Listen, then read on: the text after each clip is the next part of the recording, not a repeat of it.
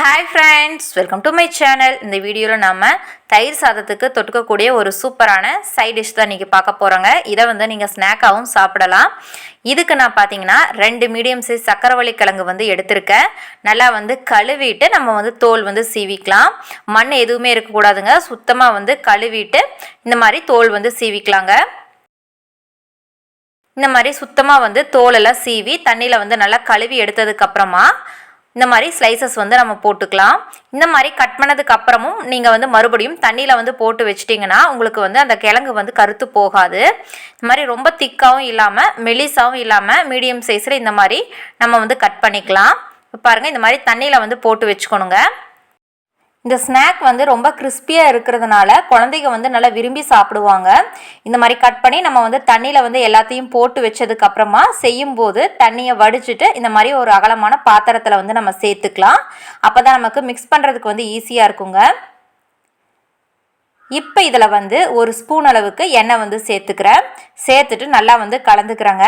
அப்போ தான் நம்ம போகிற இன்க்ரீடியன்ட்ஸ் அந்த கிழங்குல நமக்கு நல்லா ஒட்டி வருங்க. அதுக்காக தான்.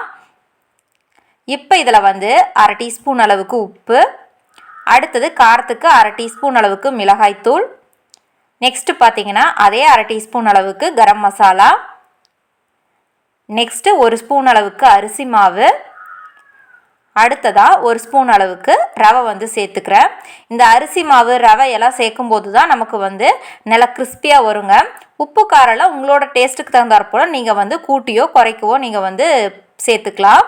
இந்த மாதிரி நல்லா ஒன்றுனா தேய்ச்சி விட்டிங்கன்னா நமக்கு எல்லா இடத்துலையும் நல்லா ஈவனாக பட்டுருங்க.